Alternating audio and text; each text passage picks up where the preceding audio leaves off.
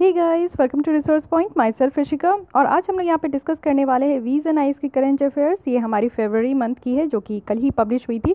तो यहाँ पे हम लोग डिस्कशन स्टार्ट करते हैं इसकी। ओके, तो यहाँ मैं डेली एक एक लेसन लेकर आपकी जल्दी से एक ही वीक में इसको कंप्लीट करने की कोशिश करूँगी, क्योंकि फिर आप लोग को रिवीजन भी करनी है। फिर PT 365 की भी मैगजीन आ जाएगी तो वो भी मैं कवर करवा दूँगी। ओके, तो यहाँ पे आपका डेली जो है एक वीज़ एंड आईज की लेसन आएगी, उसके बाद आपकी जो है पॉलिटी की लेसन आएगी जो कि M लक्ष्मीकांत की है, उसके बाद आपकी मॉडर्न हिस्ट्री की जो तमिलनाडु की चल रही है वो सीरीज़ रहेगी। ओके, तो डेली आपको 3 लेसन या 2 लेसन आपको ज़रूर देखने को मिलेगा। तो आप यहाँ पे चैनल को ज़रूर सब्सक्राइब कर ले और आप एकदम टाइमली यहाँ पे ज़रूर आप देखें। ओके, तो मैं कोशिश करूँगी कि जल्दी मैं इस मैगजीन्स को कंप्लीट कर दूँ, और जनवरी की भी 1-2 टॉपिक बची हुई है तो उसको भी मैं साथ ही साथ कवर करवा दूँगी। ओके, तो अगर आपको वीज़ एंड आईज की करंट अफेयर्स अगर इंग्लिश में लेसन चाहिए तो मुझे प्लीज़ अनअकैडमी में फॉलो करें। अनअकैडमी में मेरी इंग्लिश में लेसन होती है। फरवरी मंथ की भी बहुत जल्दी वहाँ पे पब्लिश हो जाएगी न्यू कोर्सेज, तो आप लोग वहाँ पे भी आप देख सकते हो। अक्टूबर दिसंबर आपको नवंबर की मंथ की मैगजीन्स वहाँ पे दिख जाएगी इंग्लिश में। तो अभी हम लोग स्टार्ट करते हैं अपने न्यू लेसन्स। ओके, तो लेट्स गेट स्टार्टेड। तो स्टार्ट करते हैं हम लोग पॉलिटी एंड गवर्नेंस के साथ, जो हमारा हमेशा पहला सेक्शन होता है। तो इसमें 1.1 जो टॉपिक है वो है falling productivity of Rajya Sabha. Okay, जैसे पार्लियामेंट की 2 हाउसेस है, राज्यसभा है, लोकसभा है।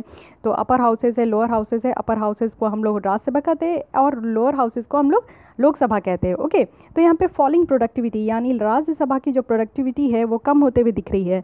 तो आप डिटेल में देखते हैं कि ये टॉपिक न्यूज़ में क्यों थी, क्योंकि राज्यसभा के जो चेयरमैन है रिसेंटली एक प्रेजेंट की है रिपोर्ट, जो कि रिपोर्ट टू द पीपल है। और इसमें वो हाईलाइट करते हैं कि परफॉर्मेंस जो हुआ है अपर हाउस का वो बहुत ही कम हुआ है, और यहाँ पे ज़रूरी है कि लेजिस्लेचर को अकाउंटेबल बनाया जाए। ओके, तो यानी जो परफॉर्मेंस होना चाहिए अप टू द मार्क वो नहीं रहा है, बहुत कम रहा है, इसलिए राज्यसभा के चेयरमैन ने ऐसा कहा है। अब एक रिपोर्ट निकला है, रिपोर्ट टू द पीपल। तो ये रिपोर्ट की हाईलाइट पहले देखते हैं।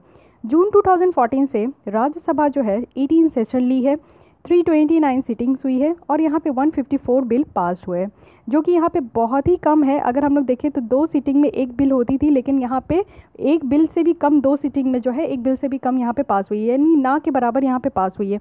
तो बहुत कम है, हो गई है यहाँ पे आपकी जो बिल नंबर ऑफ बिल जो पास हुई है वो भी बहुत कम है, नंबर ऑफ सीटिंग भी बहुत कम है, और 18 सेशन ही यहाँ पे होल्ड किया गया है। जो लेजिस्लेटिव आउटपुट है राज्यसभा की वो भी यहाँ पे बहुत कम हुई है। 2009 से अगर 14 में देखें तो यहाँ पे 188 बिल क्लियर किया गया था। 2004 से 2009 तक देखें तो ये 251 बिल क्लियर की गई है, यानी as comparison to previous year आज की डेट में अगर 2014 से 2019 तक देखें तो बहुत ही कम बिल यहाँ पे पास हुई है, जो कि 154 ही है। तो आप देख सकते हो कि कितना कम है। अगर 2014 से देखें तो जो अपर हाउस है ना वो भी अनेबल है कि वो फंक्शन नहीं कर पा रही है, और 40% जो यहाँ पे अलॉटेड टाइम है ना उससे भी बहुत कम यहाँ पे टाइम, बहुत कम यहाँ पे काम हुआ है, क्योंकि यहाँ पे डिसरप्शंस काफ़ी देखने को मिला है। 48 आवर्स जो बजट सेशन का था, जो हाउस है वो सिर्फ 8 आवर्स फंक्शन की है, यानी आप समझ सकते हो कि 48 आवर्स देना था बजट सेशन में, लेकिन बजट सेशन में सिर्फ और सिर्फ 8 घंटे ही दिए गए हैं। अब कुछ और देखते हैं राज्यसभा से रेलिवेंस कुछ चीज़ें, जैसे परमानेंट हाउस। राज्यसभा जो है कभी डिसॉल्व नहीं होती है as comparison to Lok Sabha. Lok Sabha dissolve हो जाती है, हर 5 साल के बाद लोकसभा डिसॉल्व हो जाती है, या तो उससे पहले भी किया जा सकता है, लेकिन राज्यसभा कभी भी यहाँ डिसॉल्व नहीं होती है। तो यहाँ नेशन को प्रोवाइड किया जाता है एक तरीके का लीडरशिप है ये, और यहाँ पे टाइम की स्टेबिलिटी भी होती है। अगर लोकसभा में देखें तो ये ऐसा कॉन्स्टिट्यूटेड नहीं है, ऐसा नहीं है कि लोकसभा जो है कभी डिसॉल्व नहीं हो सकती, लोकसभा यहाँ पे डिसॉल्व होती है। गार्ड अगेंस्ट पॉपुलिस्ट मेजर्स, यहाँ जैसे कि लोकसभा है, लोकसभा जो वर्क करती है वो पॉपुलिस्ट कंपल्शन के अंदर, यानी लोगों के हित के अंदर ही यहाँ पे काम करती है। लेकिन राज्यसभा की बात करें तो ये परमानेंट है, और यहाँ पे लेस पॉलिटिकल हाउस है, यहाँ पे पॉलिटिकली चीज़ें नहीं चलती है, यहाँ पे चीज़ों को डीपर थिंकिंग दिया जाता है, चीज़ों को गहराई में जाकर समझा जाता है। नॉन पॉपुलिस्ट यहाँ पे जो है बिल को तरीके से देखा जाता है, यहाँ पे पूरी चीज़ें देखी जाती है कि बिल में अप टू द मार्क चीज़ें है या नहीं है। ओके, यहाँ पे आप देखोगे तो एक सेकंड ओपिनियन भी यहाँ पे दिया जाता है किसी भी क्रूशियल इश्यूज़ जो नेशनल इंटरेस्ट के लिए ऊपर होता है। थर्ड पॉइंट है कि रिप्रेजेंटेशन ऑफ स्टेट, यानी राज्यसभा जो है यहाँ पे स्टेट के द्वारा रिप्रेजेंट किया जाता है, यानी अगर हम लोग इंटरेस्ट ऑफ स्टेट देखें तो वो भी रिफ्लेक्ट होता है, और राज्यसभा के द्वारा यहाँ पे गार्ड भी किया जाता है। नेक्स्ट है स्पेस फॉर एक्सपर्ट्स, यानी राज्यसभा में आप देखोगे तो यहाँ पे काफ़ी एक्सपर्ट्स भी होते हैं और उनको स्पेस भी दिया जाता है। वो हर एक फील्ड के एक्सपर्ट होते हैं कि वो अपनी ओपिनियन रख सके, और लेजिस्लेटिव मैटर में वो क्रूशियल अपना ओपिनियन रख सकते हैं। यहाँ पे लेजिस्लेटिव बर्डन को शेयर किया जाता है, यानी लेजिस्लेचर में देखें तो यहाँ पे आपको डिमांड इंक्रीज़ होते हुए दिखेगी। जो न्यू एरिया की लेजिस्लेट होती है तो वहाँ पे डिमांड इंक्रीज़ होती है। जो अपर हाउस है ना वो यहाँ पे मोर यूज़फुल हो जाती है और लोअर हाउस की बर्डन को शेयर करने के लिए। ओके, तो ये सारी कुछ रेलिवेंस है जो राज्यसभा से रिलेटेड है। अब हम लोग देखते हैं कि राज्यसभा की क्रिटिसिज्म क्यों होती है और राज्यसभा की क्रिटिसिज्म के टॉपिक क्या क्या है। तो सबसे पहला है कि ये अपनी सिग्निफिकेंस को रिड्यूस कर रही है, अपनी महत्व को बहुत कम कर रही है। अगर इंपॉर्टेंस के मैटर में देखें, जैसे मनी बिल हो गई, बजट हो गई, राज्यसभा जो है यहाँ पे बहुत कम करती है और यहाँ पे अपनी सिग्निफिकेंस को भी बहुत ज़्यादा कम कर रही है लोकसभा के कंपैरिजन में। हम लोग देख रहे हैं कि अगर आप 2014 से 2019 तक अगर लगातार आप लोकसभा की जो भी प्रोसेसिंग है वो अगर आप देख रहे होंगे तो आपको पता चल रहा होगा कि लोकसभा की पावर जो है, पावर ज़्यादा तो नहीं है लेकिन लोकसभा आज की डेट में न्यूज़ में ज़्यादा रहती है as comparison to Rajya Sabha. Okay, फिर है यहाँ पे chamber for political and seeker, political and seeker, यानी अपर हाउस जो है यहाँ पे आपका पार्टी फंड रेजेस का जो एक ग्राउंड है। यहाँ पे आपको इलेक्शन में लॉस्ट होते हुए जो लोग होते हैं वो देखने को मिलते हैं। क्रॉनिक कैपिटलिस्ट होते हैं, जर्नलिस्ट होते हैं, सीईओ रिटायर जो हो जाते हैं वो होते हैं, कुछ सिविल सर्वेंट भी आपको देखने को मिलेंगे। तो राज्यसभा में क्या है कि पॉलिटिकल लोग बहुत कम देखने को मिलते हैं लेकिन डिफरेंट फील्ड के एक्सपर्ट्स भी देखने को मिलते हैं और यहाँ पे इस तरीके के लोग भी देखने को मिलते हैं। ओके, तो ये वाली बातें हैं। नेक्स्ट है कि यहाँ पे हिंड्रेंस से स्पीडी लेजिस्लेशन को रोका जाता है, यानी अगर हम लोग कॉम्पिटिटिव पॉलिटिकल टुडे पॉलिटिक्स की जो चीज़ें हैं आज की डेट में देखें तो राज्यसभा जो है यहाँ पे अपोजिशन पार्टी के द्वारा ये इसको यूज़ किया जाता है कि वो लेजिस्लेटिव जो स्पीडी लेजिस्लेशन है ना उसको हिंडर करती है, रोकती है। फ्रीक्वेंट डिस्ट्रप्शंस देखने को मिला है रिसेंट टाइम में जो कि अंडरमाइन करती है जितनी भी अकाउंटेबिलिटी फंक्शंस होनी चाहिए अपर हाउस की। ओके, तो ये सारी क्रिटिसिज्म है। उसके साथ ही हम लोग देखते हैं कि लो प्रोडक्टिविटी जो राज्यसभा की हो रही है उसके पीछे रीज़न क्या है। सबसे पहला है कि पॉलिटिकल टसल जो कि गवर्नमेंट और अपोजिशन लीडर के बीच में यहाँ पे देखने को मिल रही है, जिसके कारण फंक्शन जो है काफ़ी कम हो रही है, एडजस्टमेंट बहुत ज़्यादा हो रहा है। लैक ऑफ कंसेंशंस यहाँ पे देखने को मिल रहा है, यानी ये रिफ्लेक्ट कर रही है कि यहाँ पे लैक ऑफ कंसेंशन बहुत ज़्यादा है बहुत सारे इश्यूज़ में और गवर्नमेंट जो है यहाँ पे अनेबल है कि वो अपोजिशन को कॉन्फिडेंस के जैसा ले सके, यानी अपोजिशन को वो किसी भी मैटर पे कॉन्फिडेंस नहीं दिला पा रही है। पॉलिटिजाइजेशंस यहाँ पे राज्यसभा का होता है जिसके थ्रू जो भी सीरियस डेलिब्रेटिव बॉडी होती है ना वो एक इंपॉर्टेंट इंसाइट यहाँ पे प्रोवाइड करती है पब्लिक इंपॉर्टेंस के मैटर में। तो ये 3 रीज़न है जिसके कारण हम लोग देख रहे हैं कि राज्यसभा की जो प्रोडक्टिविटी है वो बहुत कम हो रही है। अब वे फॉरवर्ड में क्या बताया जा रहा है, क्या ऐसा करना चाहिए कि जो आगे आने वाले दिनों में हमारी राज्यसभा की जो प्रोडक्टिविटी है वो इस तरीके से कम ना हो। तो फर्स्ट है कि लेजिस्लेटिव मेजर्स को यहाँ पे इम्प्रूव करना चाहिए, यानी पार्लियामेंट बिल जो 2017 की है उनको यहाँ पे लाना चाहिए और यहाँ पे मिनिमम नंबर ऑफ डेज़ को फिक्स करना चाहिए। जैसे 100 डेज़ राज्यसभा के लिए होना चाहिए जिसमें कि पार्लियामेंट की सेशन चले। नेशनल कमीशन को रिव्यू करना चाहिए कि कॉन्स्टिट्यूशन की वर्किंग कैसी चल रही है और वो अपने रिकमेंड भी दे कि minimum number of working days जो है वो 120, उन्होंने ऐसा रिकमेंड दिया था ओके कि 120 मिनिमम वर्किंग डेज़ होना चाहिए और 100 होना चाहिए। ये आपका राज्यसभा के लिए 100 होना चाहिए और 120 लोकसभा के लिए होना चाहिए। तो ऐसा जो है नेशनल कमीशन जो है वो वर्किंग ऑफ कॉन्स्टिट्यूशन पे रिव्यू की थी, उन्होंने ऐसा रिकमेंड दिया था। तो ये होना चाहिए। एक आपका पार्लियामेंट बिल जो है 2017 का, इसको पास करा के इस तरीके का नंबर ऑफ डेज़ जो है ना, मिनिमम नंबर ऑफ डेज़ तो फिक्स करना चाहिए वर्किंग का।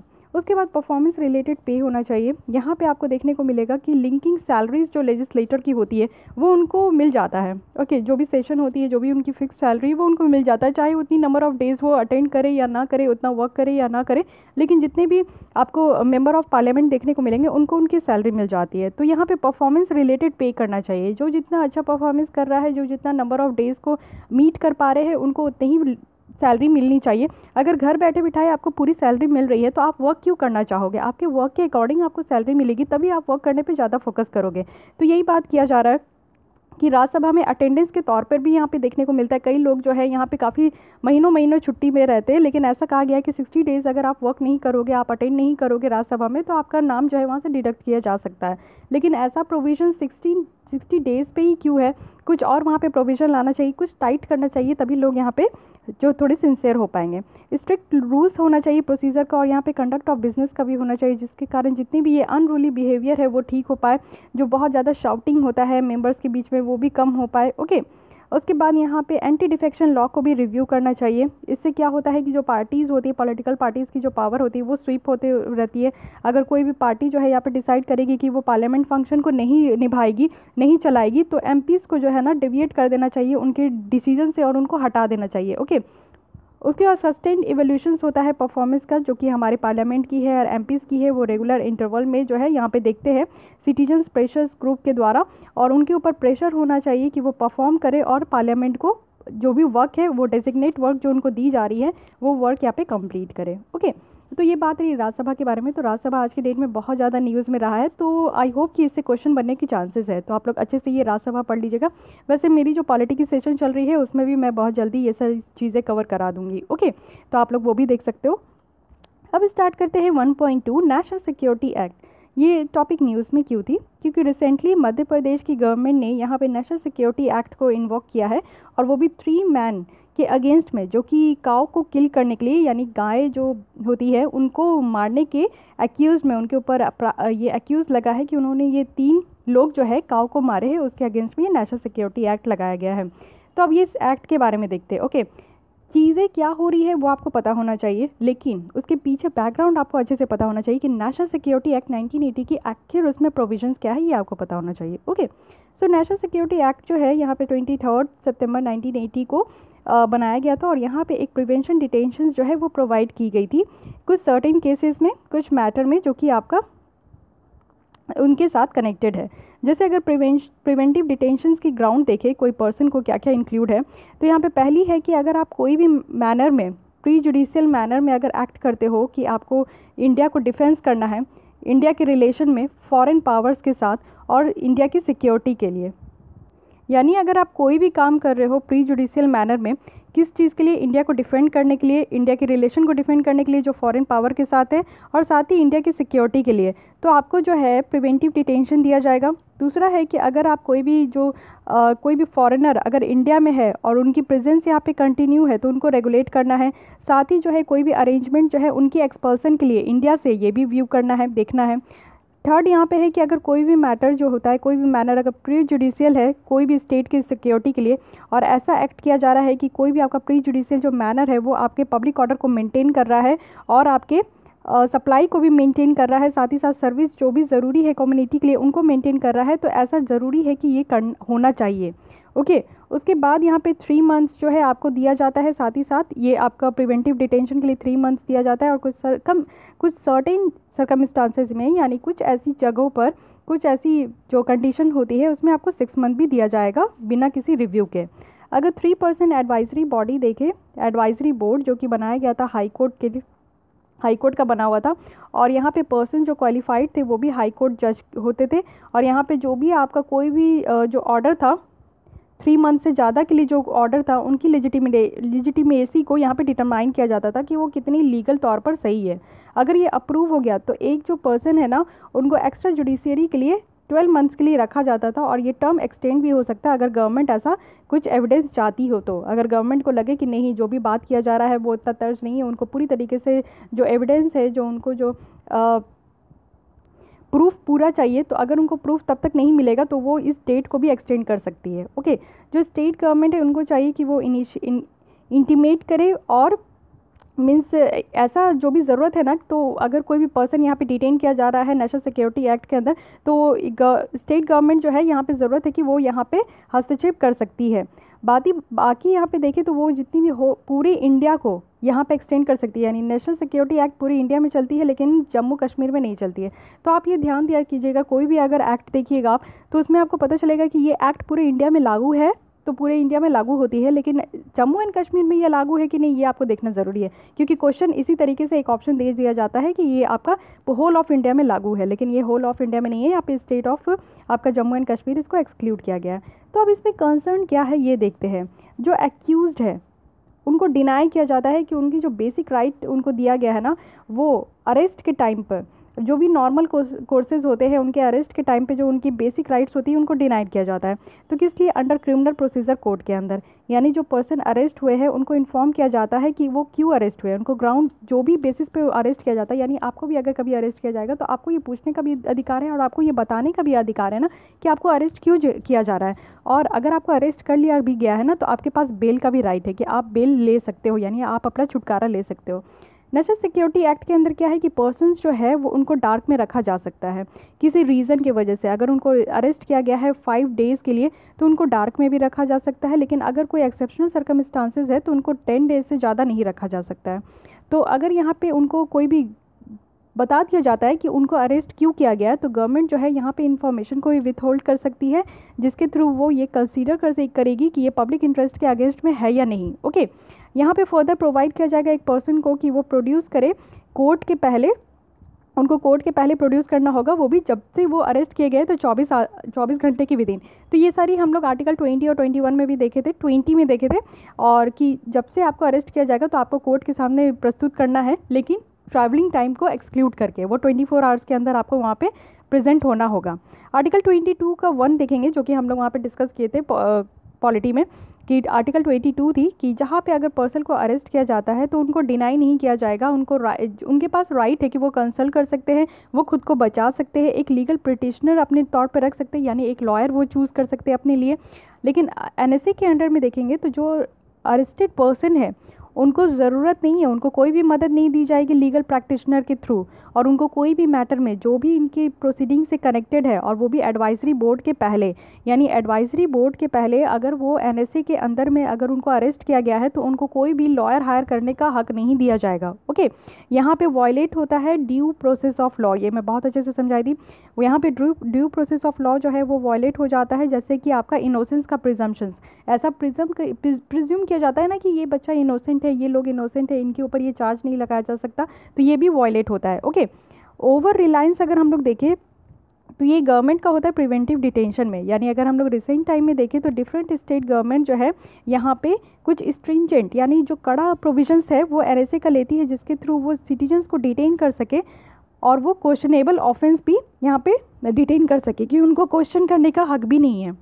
तो ये जो चीज़ें थी ना कि जो भी जिनको भी एक्यूज़ किया गया, जिनको भी आप पकड़े हो, डिटेन किए हो, उनको क्वेश्चन करने का हक नहीं है, तो ये काफ़ी कंट्रोवर्शियल लॉ बन गया था, ये काफ़ी लोग जो है इनके अगेंस्ट में खड़े भी हुए थे। उसके बाद यहाँ पे है कि कोई भी फिगर अवेलेबल नहीं है कि एग्जैक्ट नंबर ऑफ डिटेंशन कितना होता है एनएसए के अंदर, यानी ऐसा फिक्स नहीं है कि इतने ही लोग को डिटेन किया जाएगा। यानी नेशनल क्राइम रिकॉर्ड ब्यूरो के तहत देखें तो जो कि कलेक्ट करते हैं, एनालाइज करते हैं क्राइम डेटा को जो भी हमारे कंट्री में होती है, तो उसमें कोई भी केस ऐसा इंक्लूड नहीं है कि एनएसए के अंदर जो है इतनी ही डेटा होती है, इसमें इतना ही एफआईआर होती है, या एफआईआर जो होती है वो इतना ही रजिस्टर किया जा सकता है, तो ऐसा कुछ यहाँ पे फिक्स नहीं है। कॉन्स्टिट्यूशनलिज्म के अगेंस्ट है, यानी अगर गवर्नमेंट की बात करें तो वो चेक नहीं करती है, और साथ ही ये प्रॉन है कि यहाँ पे मिसयूज़ किया जा रहा है कॉन्स्टिट्यूशन को। यहाँ पे यूज़ किया जा सकता है स्टेट के द्वारा कि वो कुछ जो लॉ के कुछ और प्रोविजंस है उनको अवॉइड करें। बहुत सारी प्रोविजंस है, जैसे कि इम्पेरिल द डिफेंस ऑफ स्टेट, यानी स्टेट को जो बचाया जाता है, डिफेंसिव में बात किया जाता है। कुछ फॉरेन पावर के साथ जो रिलेशन होती है वो यहाँ पे ऑलरेडी पनिशेबल है, यहाँ पे आपको पनिश मिलेगा। कुछ सेवरल सेक्शंस है आईपीसी की, उसके तहत में आपको यहाँ पे पनिशमेंट दी जाएगी। एनएसए जो है अलाउ करती है गवर्नमेंट को कि यहाँ पे वो इस तरीके के ऑफेंडर को ना कस्टडी मिले बिना किसी चार्जिंग किए हुए, यानी उनको कस्टडी में ले ले लेकिन कुछ चार्ज नहीं करे कि आपके ऊपर इतना फाइन है, आपके ऊपर इतना पनिशमेंट है। ओके, अब देखते हैं कि इस तरीके के लॉ के फेवर में क्या आर्गूमेंट है, लोग इनके फेवर में क्या बोल रहे हैं। तो presence of anti national forces, यानी यहाँ पे टेररिस्ट भी इंक्लूड है, एक्सट्रीमिस्ट भी है, रेडिकल एलिमेंट भी है, और यहाँ पे आपको यूनिटी के लिए थ्रेटेंड है, यानी यूनिटी पे डर है, यहाँ पे जो नेशन की इंटीग्रिटी है उस पर डर है यहाँ पे। ओके, साथ ही इंटेलिजेंस गैदरिंग है, यानी टेररिस्ट जो है यहाँ पे इनोसेंस की प्रोविजंस को लेकर, इस लॉ के अंदर जो इनोसेंस का प्रोविजंस है उसको लेकर वो क्रूशियल डिटेल को लेकर इवेड हो सकते हैं, भाग सकते हैं, जो कि ज़रूरत है कि इस लॉ इन्फोर्समेंट एजेंसीज के द्वारा इसको इमीडिएटली जो है रिक्वायर करना चाहिए। मिसयूज़ होता है यहाँ पे, जो कि यहाँ पे एक्सक्यूज़ेस नहीं होना चाहिए रिपील के लिए, यानी जो कुछ पर्टिकुलर केसेस में हम लोग मिसयूज़ होते हुए देखते हैं तो यहाँ पे ज़रूरत है कि उनको अंडरमाइन करना चाहिए, मेजॉरिटी केसेस में यहाँ पे देखना चाहिए। एप्लीकेशन देखें तो यहाँ पे रिजनेबल रेस्ट्रिक्शंस का पार्ट है, यानी ये आपका आर्टिकल 19(2) के तहत यहाँ पे प्रोवाइड किया गया है। वे फॉरवर्ड में क्या बताया जा रहा है कि यहाँ पे ज़रूरत है कि हम लोग एक बैलेंस लेकर चले, जो कि सिक्योरिटी ऑफ स्टेट और जो पीपल्स की राइट है उनके बीच में। जो लॉ इन्फोर्समेंट एजेंसी है वो यहाँ पे सफिशेंटली गाइड करे कि ये सारे जो सेक्शन है ना ये इम्पोज होना चाहिए या फिर नहीं होना चाहिए, कहाँ होना चाहिए कहाँ नहीं होना चाहिए, ये पूरी तरीके से यहाँ पे गाइड करनी चाहिए। स्टैंडर्ड ऑपरेटिंग गाइडलाइन अगर हम लोग देखेंगे तो ये भी कुछ प्लेसेस में होना चाहिए। जो रॉन्गफुल एप्लीकेशंस होता है एनएसए का वो यहाँ पे नहीं चलना चाहिए। ओके, तो ये नेशनल सिक्योरिटी एक्ट के बारे में बहुत अच्छी यहाँ पे आपको टॉपिक दिख रही है, पूरी तरीके से यहाँ पे दिया हुआ है। तो कुछ हिस्ट्री भी हम लोग देख लेते हैं कि प्रिवेंटिव डिटेंशन लॉ की हमारे अंदर क्या क्या हिस्ट्री रही है। तो प्री इंडिपेंडेंस अगर हम लोग लॉ देखें तो वो भी हमारे पास था, जैसे बंगाल रेगुलेशन 3 जो 1818 की थी, डिफेंस ऑफ इंडिया एक्ट 1915 और रॉलेट एक्ट 1919। ओके, जिसमें रॉलेट एक्ट में भी आप रॉलेट एक्ट से आप बेटर समझ सकते हो, क्योंकि वहाँ पे आपको कुछ बोलने का अधिकार नहीं दिया जा रहा था, कुछ पूछने का अधिकार नहीं दिया जा रहा था, सीधे लोगों को पकड़ के जेल में रख देते थे। बस वैसे ही नेशनल सिक्योरिटी एक्ट है। ओके, उसी तरीके का है। पोस्ट अगर इंडिपेंडेंस लॉ अगर हम लोग देखें तो यहाँ पे प्रिवेंटिव डिटेंशन एक्ट है, अनलॉफुल एक्टिविटीज़ है, मेंटेनेंस अगर हम लोग देखें तो इंटरनल सिक्योरिटी एक्ट है, कंजर्वेशन ऑफ फॉरेन एक्सचेंज है, नेशनल सिक्योरिटी एक्ट है। ओके, तो ये पोस्ट इंडिपेंडेंस लॉ, इस तरीके का लॉ एग्जिस्ट करता है हमारे यहाँ। रिसेंट अगर आप केसेस देखोगे तो यूपी गवर्नमेंट ने अरेस्ट किया था 3 लोगों को, वो भी एनएसए के अंदर। तो वो क्या कर रहे थे, यहाँ पे वो काउ स्लॉटर कर रहे थे, यानी गाय की हत्या कर रहे थे, और ये इंसिडेंट हुआ था बुलंदशहर में। एक मणिपुर जर्नलिस्ट जो है, उन्होंने एक ऑफेंसिव फेसबुक पोस्ट को पोस्ट किया था, वो भी चीफ मिनिस्टर के ऊपर, जो कि उनको डिटेन कर लिया गया था 12 मंथ्स के लिए, और वो भी नेशनल सिक्योरिटी एक्ट, यानी अपने नेशनल की सिक्योरिटी के लिए इस तरीके का लॉ बनाया गया है कि आप लोग को आपकी राइट्स को भी यहाँ पे कर्व कर लिया जाएगा, आपकी राइट को भी यहाँ पे आपका एबॉलिश कर दिया जाएगा, साथ ही आपको कुछ भी पूछने का और कुछ भी करने का अधिकार नहीं है, आपको जो है सीधे जो है डिटेन कर लिया जाएगा। तो इस तरीके का भी राइट्स है। ओके, अब आते हैं हम लोग थर्ड आर्टिकल में, जो कि है section 124A of the Indian penal code. ये काफ़ी न्यूज़ में था, आई होप कि आप लोग को पता होगा अगर आप लोग रेगुलर न्यूज़पेपर फॉलो कर रहे हो तो ये न्यूज़ में क्यों था मैं डिटेल बताती हूँ। एक लीगल ओपिनियन यहाँ से निकल कर आया था यूनियन गवर्नमेंट के द्वारा, जो कि वो लॉ कमीशन रिपोर्ट पर दे रहे थे, और यहाँ पे सेडिशन लॉ जो कि 124A है हमारे इंडियन पीनल कोड का। ओके, तो पहले ये सेक्शन समझिए जो 124A है। इस सेक्शन के तहत जो कि इंडियन पीनल कोड की है, सेडिशंस जो है एक तरीका एक्ट है जो कि लाया जाता है या फिर अटेम्प्ट लिया जाता है, जिसके थ्रू आप हेट्रेड कर सकते हो, कंटेम्प्ट कर सकते हो, एक्साइट कर सकते हो, या फिर आप जो है एक्साइट के लिए अटेम्प्ट कर सकते हो। ओके, और ये गवर्नमेंट के लिए होता है, और ये लॉ के द्वारा इस्टेब्लिश किया गया है इंडिया में।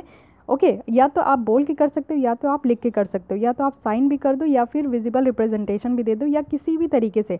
अगर आप गवर्नमेंट के अगेंस्ट में हेट दिखाते हो, गुस्सा दिखाते हो, आप देखते हो ना कि जब भी कुछ होता है, ट्रेन एक्सीडेंट हो जाती है, कुछ बड़ी हादसा हो जाती है, तो लोग जो है गवर्नमेंट की फ़ोटोज़ को जलाते हैं, बर्न करते हैं, स्ट्राइक करते हैं, जगह जगह पर चक्का जाम करते हैं। तो ये सारी क्या है, ये हम लोग अपना गुस्सा दिखा रहे हैं गवर्नमेंट के लिए। तो ये है आपका सेडिशन चार्ज, जो कि आपका सेक्शन 124A के तहत लगता है, आईपीसी के तहत। ओके, तो इस सेक्शन से क्या होता है कि एक पर्सन जो है वो लिएबल है कि उनको पनिश किया जा सकता है, और उनको इम्प्रिजमेंट फॉर लाइफ भी दिया जा सकता है, और इम्प्रिजमेंट उनको जेल में दिया जा सकता है 3 साल के लिए, और फाइन के साथ। तो ऐसा भी चार्जेस है, इसलिए आपको थोड़ा सतर्क रहना होगा। अगर पॉपुलर केस आप देखना चाहते हो सेडिशन लॉ का, तो ये आप याद रख सकते हो, doctor Vinayak Sen versus state of Chhattisgarh, Kanhaiya Kumar versus state जो कि NCT of Delhi, VA Pugalenthi versus state of Tamil Nadu. Okay, तो ये 3 केसेस है सेडिशंस लॉ को लेकर। तो ये सेडिशंस लॉ जो अभी न्यूज़ में आई है, ये कन्हैया कुमार को ही लेकर आई है। ओके, तो अब कुछ बैकग्राउंड देख लेते हैं। तो यहाँ पे सेक्शन 124A जो इंडियन पेनल कोड की है, ये प्री इंडिपेंडेंस प्रोविजन है, यानी हमारे यहाँ ये ब्रिटिश लेकर आए हैं, जो कि सेडिशंस चार्ज को कवर करते हैं, वो भी गवर्नमेंट के अंदर। क्यों ऐसा आया था मैं आपको थोड़ा सा बता देती हूँ।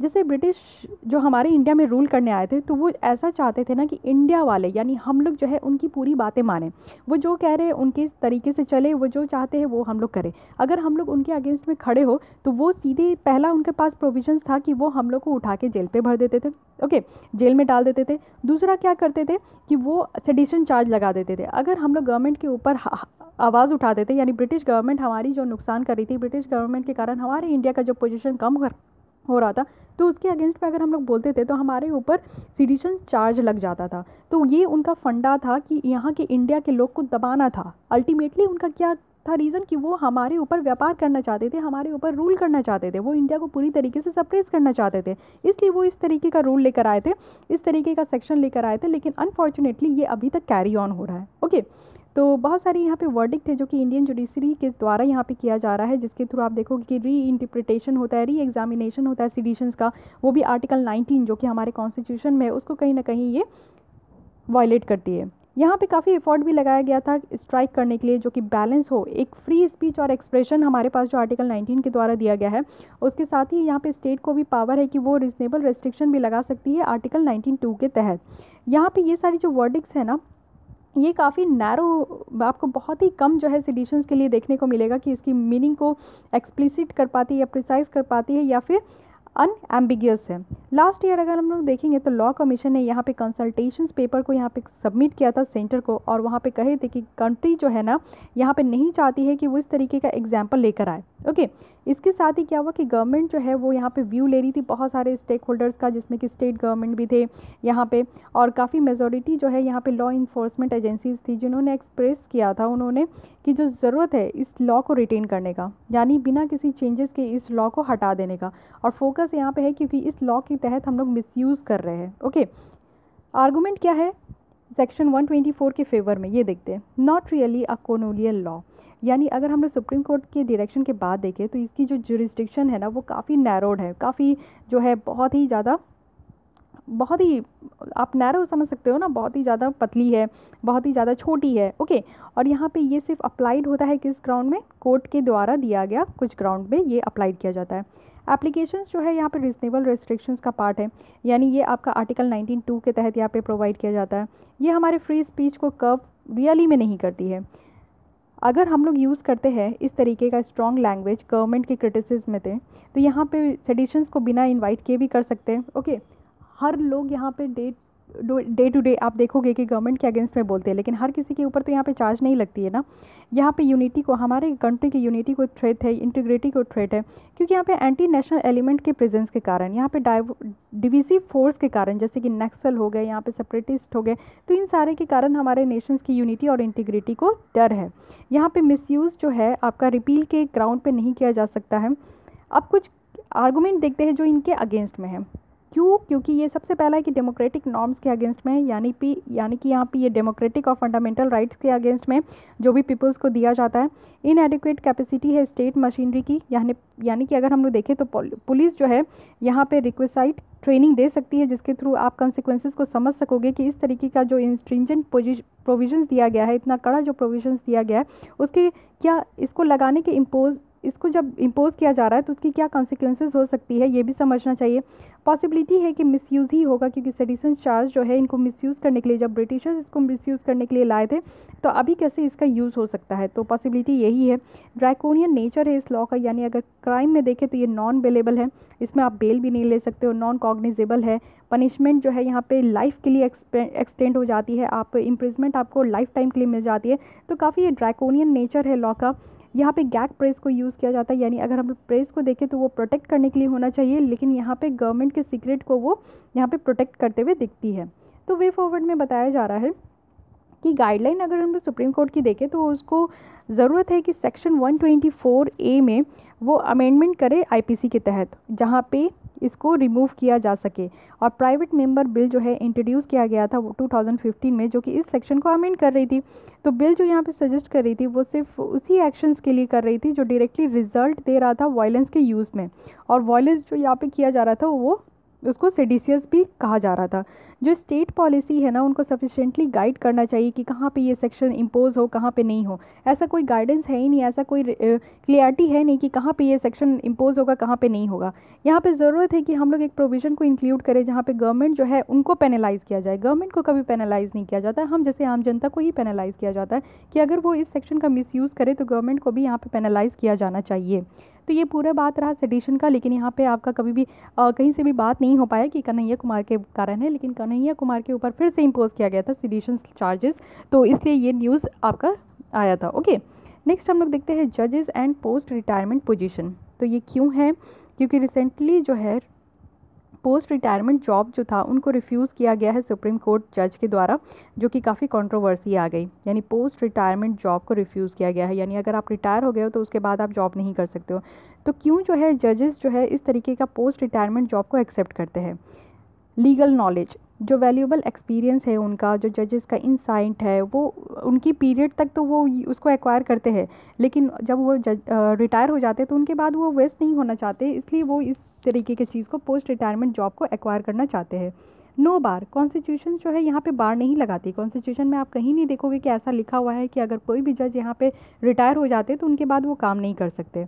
स्टेटस जो है कंडीशंस के द्वारा दी जाती है, यानी ये सारी जो पोस्ट है ना ये जनरली कॉन्स्टिट्यूशनल है और क्वासी जुडिशियल बॉडीज़ है, जिसमें कि लॉ जो है ना यहाँ पे ज़्यादा मैंडेट होते हुए नहीं दिखेगी, और ये रिटायर्ड जज के लिए ही ऑक्यूपाई किया गया है। ओके, तो क्यों जो जज है ना वो इसको एक्सेप्ट नहीं करना चाहते, क्योंकि ये सेपरेशन ऑफ पावर और जुडिशियल इंडिपेंडेंस पे है। यानी जज जो है ना, जस्टिस जो है यहाँ पे सिर्फ जस्टिस ही करना यहाँ पे सिर्फ काफ़ी नहीं है, यहाँ पे देखना भी काफ़ी है। ओके, एक्सेप्ट करना और पोस्ट रिटायरमेंट जो जॉब है उसको ऑफ़र करना, ये जो है ना कॉन्स्टिट्यूशनल डिस्टेंस के लिए ब्रिज पैदा करती है, जो कि एग्जीक्यूटिव और जुडिशरी को ज़रूरत है कि वो एक तरीके का परसेप्शंस जो है ना वो क्रिएट करे। मीन्स ऐसा होना चाहिए कि जो जज जो है जितना देर तक अपने पोस्ट में थे उतना देर तक तो वो अपनी ड्यूटी निभाते, उसके बाद रिटायरमेंट करने जाने के बाद उनकी जो नॉलेज होती है उनको भी वो बेकार होने नहीं देना चाहते, वो कहीं ना कहीं यूज़ करना चाहते, इसलिए ऐसा है। कॉन्फ्लिक्ट ऑफ इंटरेस्ट हो जाता है, क्योंकि पोजीशंस अगर हम लोग ट्रिब्यूनल में देखें या कॉन्स्टिट्यूशनल बॉडीज़ में देखें तो ये गवर्नमेंट की जो है ना एक कॉन्फ्लिक्ट पैदा करती है, जो अपने आप में लिजिडेंट है और अपॉइंटमेंट अथॉरिटी जो है उसी समय होती है। जो फर्स्ट लॉ कमीशन है जिनको MC शेटलवर्ट के द्वारा यहाँ पे हेड किया गया था, उन्होंने रिकमेंड किया था कि जज जो हायर जुडिशरी के होते हैं उनको इस तरीके की गवर्नमेंट की जो जॉब है ना रिटायरमेंट के बाद उनको एक्सेप्ट नहीं करना चाहिए। ये फर्स्ट लॉ कमीशन के द्वारा कहा गया था। पॉलिटिसाइजेशंस होता है जुडिशरी का, यानी जो पोस्ट रिटायरमेंट जॉब होती है ना, इनकी एक्सेप्टेंस से क्या होता है कि जो न्यूली रिटायर्ड जज होते हैं वो एक पॉलिटिकल क्रिटिसिज्म को ओपन करते हैं ऑपोजिशंस के द्वारा। तो क्या करना चाहिए एक बैलेंस को बनाए रखने के लिए? सबसे पहला है कि कूलिंग ऑफ पीरियड, यानी बहुत सारे सजेशन जो है ना यहाँ पे ज़रूरत है कि एक मिनिमम कूलिंग ऑफ पीरियड हो कि आप पोस्ट रिटायरमेंट के बाद 2 साल ही ऐसा काम कर सकते हो, तो एक फ़िक्स कर देना चाहिए। या फिर इंक्रीज़ एज ऑफ रिटायरमेंट, या तो ऐसा बहुत सारे कंट्रीज़ में है कि जो हायर जुडिशियल हमारे इंडिया में है उन वो जजेस जो है उनकी जो एग्जिस्टिंग लॉ है ना उसको अमेंड कर देना चाहिए। यानी जो अपॉइंटमेंट होती है रिटायर्ड जज की ट्रिब्यूनल में या फिर क्वासी जुडिशियल बॉडीज़ में जैसे NHRC हो गए, NGT हो गए, उनको जो है अमेंड करना चाहिए। तो इससे क्या होगा कि वो भी उनको भी क्लियरिटी रहेगी कि कितने और कब तक उनको वर्क करना है। एक ट्रांसपेरेंट प्रोसेस होना चाहिए, जैसे कि फॉर्मर चीफ जस्टिस जो थे RM लोधा, उन्होंने सजेस्ट किया था कि जज के रिटायरमेंट के पहले गवर्नमेंट को ये एक प्रोवाइड करना चाहिए ऑप्शन कि या तो वो पेंशनर पर है या तो वो एक एग्जिस्टिंग सैलरी पर एग्जिस्ट करे। ओके, तो ये एक ऑप्शन भी रखना चाहिए। कॉन्स्टिट्यूशन को अमेंड करना चाहिए, यानी यहाँ पे प्रोविजंस हो सिमिलर जो कि आर्टिकल 148 के तहत है, या फिर आप देख सकते हो आर्टिकल 319 के तहत है। यहाँ पे कैग को बेयरिंग किया जाता है कि वो जो है पोस्ट रिटायरमेंट जॉब नहीं करेंगे, या सिमिलर प्रोविजंस आपका UPSC मेंबर्स के लिए भी है। तो इस तरीके का कॉन्स्टिट्यूशन को अमेंड करना चाहिए। तो प्रैक्टिसेस वर्ल्ड वाइड अगर हम लोग देखें तो USA में आप देखोगे तो कोई भी सुप्रीम कोर्ट जज जो रिटायर करते हैं वो लाइफ लॉन्ग के लिए होते हैं। वहाँ पे उनका कॉन्फ्लिक्ट ऑफ इंटरेस्ट जो है ना उनको प्रिवेंट किया जाता है।